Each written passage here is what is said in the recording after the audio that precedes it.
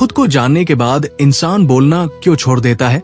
हम पूरी जिंदगी बोलते रहते हैं, अपने बारे में, दूसरों के बारे में, अपने दुख, अपनी इच्छाएं, अपने विचार। लेकिन क्या हमने कभी खुद को सच में समझा है, या हम सिर्फ वही दोहराते रहते हैं जो हमने दुनिया से सीखा है?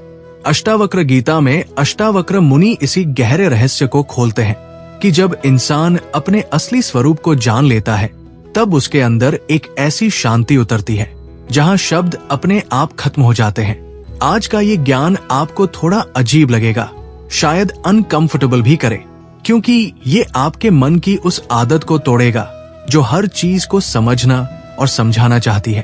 तो अगर आप तैयार हो उस सच्चाई को जानने के लिए जो आपको बाहर की दुनिया से नहीं बल्कि आपके अंदर ले जाएगी, तो इस वीडियो को अंत तक जरूर देखना।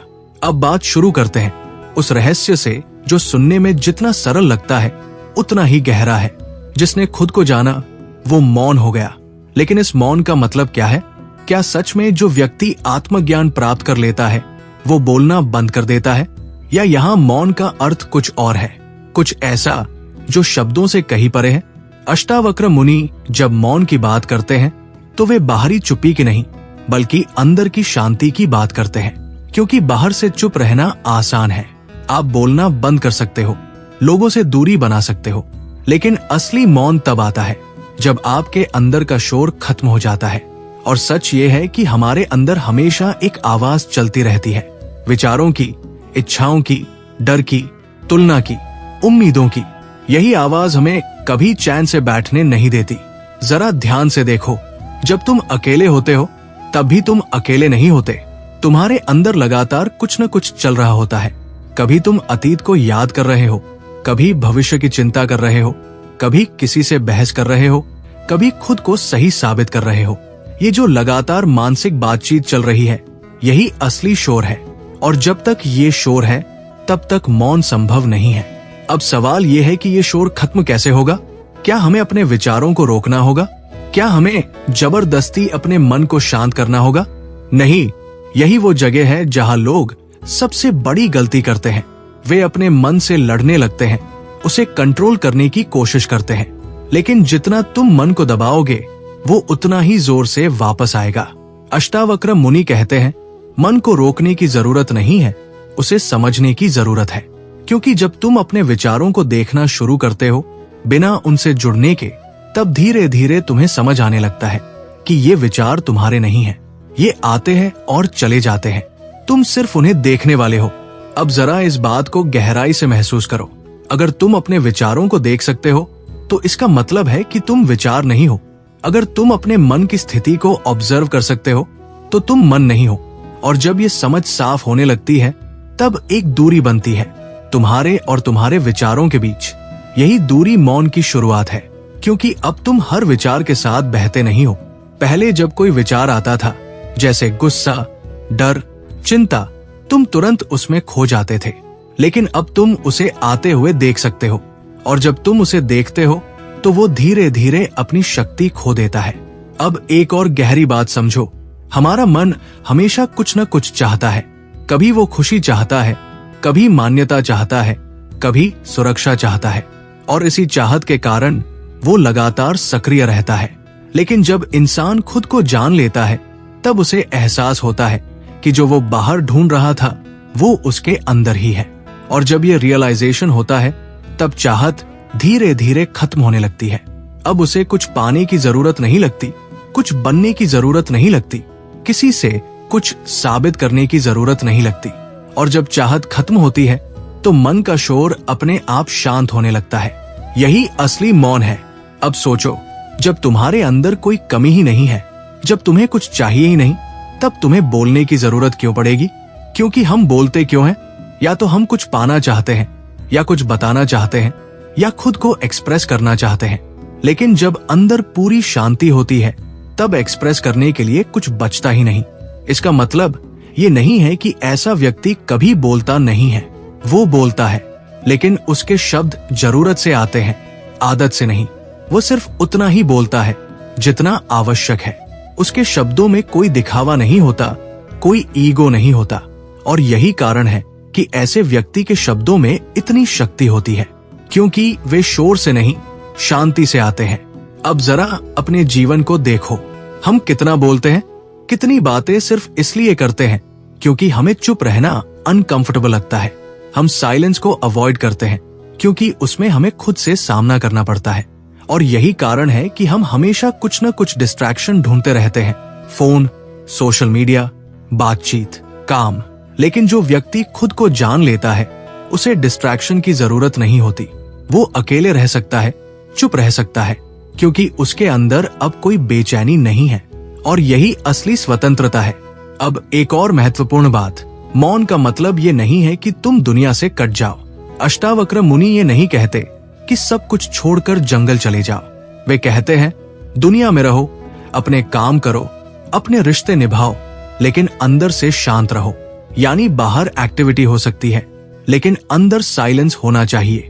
ये वही स्थिति है जहां इंसान काम भी करता है, बात भी करता है, हंसता भी है, लेकिन अंदर से स्थिर रहता है। उसे कोई चीज अंदर से डिस्टर्ब नहीं करती। अब सवाल यह है कि हम इस मौन तक कैसे पहुंचे। पहला कदम है अवेयरनेस।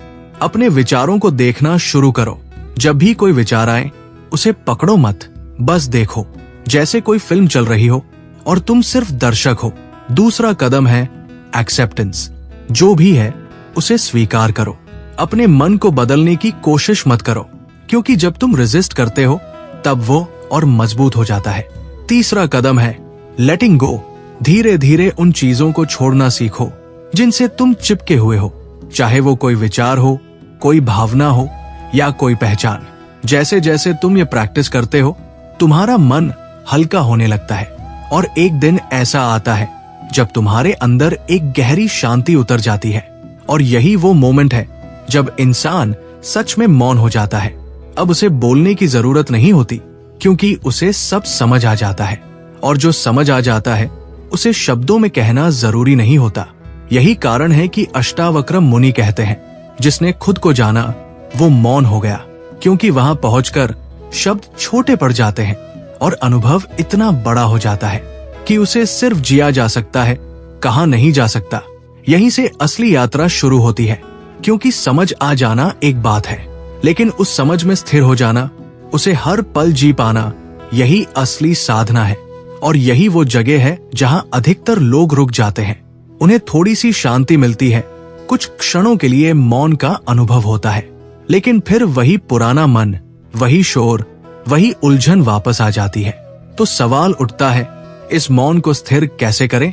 अष्टावक्र मुनि कहते हैं मौन को पकड़ने की कोशिश मत करो, क्योंकि जिस चीज को तुम पकड़ने की कोशिश करते हो वो फिर से मन का हिस्सा बन जाती है, और मन कभी स्थिर नहीं रह सकता।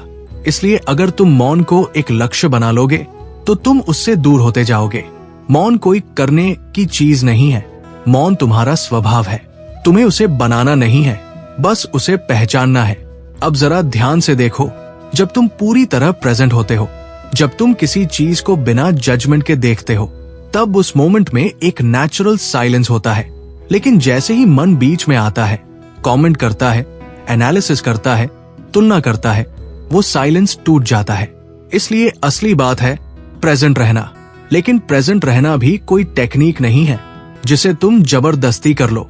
ये धीरे धीरे आता है जब तुम अपने मन को समझने लगते हो, जब तुम ये देख लेते हो कि हर विचार टेम्पररी है, हर भावना आती जाती है, तब तुम अपने आप प्रेजेंट में टिकने लगते हो।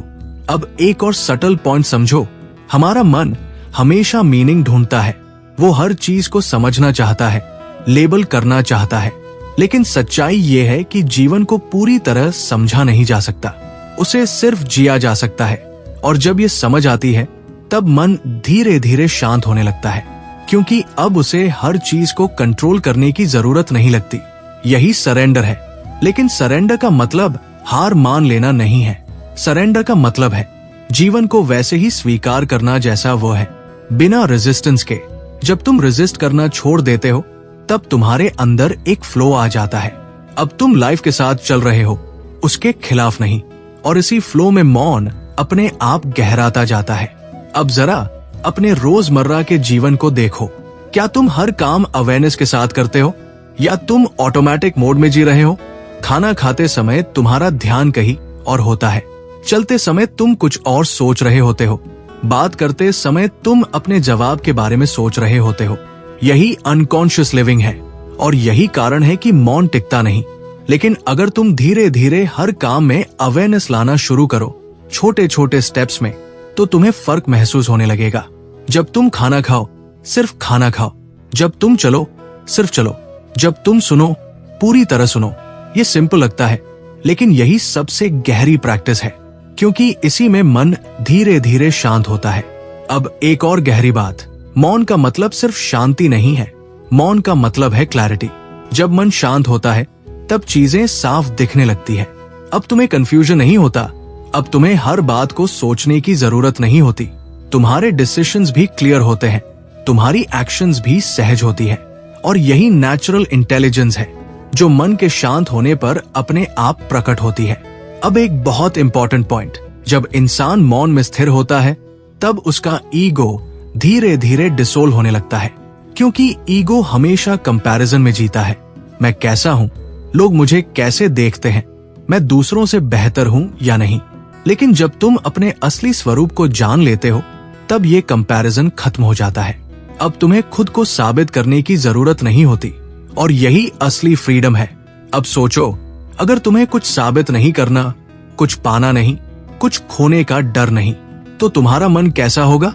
शांत, स्थिर, मौन। यही वो अवस्था है जहां इंसान सच में जीना शुरू करता है। लेकिन यहाँ एक अंतिम चेतावनी भी है। इस रास्ते में पेशेंस बहुत जरूरी है, क्योंकि मन की आदतें बहुत पुरानी है। वो बार बार तुम्हें पुराने पैटर्न में खींचेगा। कभी तुम गुस्सा हो जाओगे, कभी परेशान हो जाओगे, कभी फिर से उलझ जाओगे। लेकिन हर बार बस एक काम करो, ऑब्जर्व करो। खुद को जज मत करो, खुद को ब्लेम मत करो। बस देखो, धीरे धीरे ये देखने की क्षमता गहरी होती जाएगी। और एक दिन ऐसा आएगा जब तुम्हारे अंदर का शोर पूरी तरह शांत हो जाएगा, और उस मोमेंट में तुम्हें कुछ पाने की जरूरत नहीं होगी, क्योंकि तुम वही बन चुके हो जिसे तुम ढूंढ रहे थे। यही है अष्टावक्र मुनि का ज्ञान। न कुछ जोड़ना है, न कुछ बनना है, बस जो झूठ है उसे हटाना है। और जब झूठ हट जाता है, तो जो बचता है वही सत्य है, वही मौन है। और यही कारण है कि जिसने खुद को जाना, वो मौन हो गया। अगर इस वीडियो ने आपको अंदर से थोड़ा भी छुआ है, अगर एक पल के लिए भी आपके मन का शोर धीमा हुआ है, तो समझ लीजिए यही शुरुआत है। क्योंकि असली बदलाव बाहर नहीं, अंदर होता है, और वो भी धीरे धीरे, अवेयरनेस के साथ। अब आपसे एक छोटा सा सवाल, क्या आपने कभी अपने अंदर के मौन को महसूस किया है, या आप अभी भी अपने विचारों के शोर में उलझे हुए हैं? नीचे कमेंट करके जरूर बताओ, आपको इस वीडियो का कौन सा पार्ट सबसे ज्यादा पावरफुल लगा।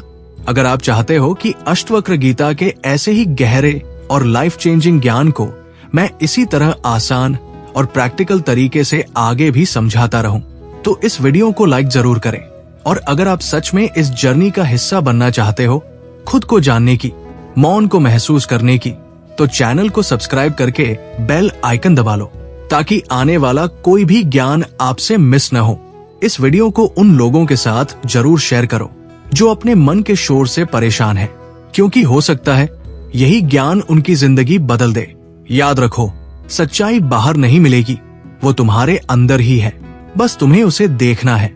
मिलते हैं अगले वीडियो में, तब तक खुद को ऑब्जर्व करते रहो और धीरे धीरे उस मौन के करीब आते रहो।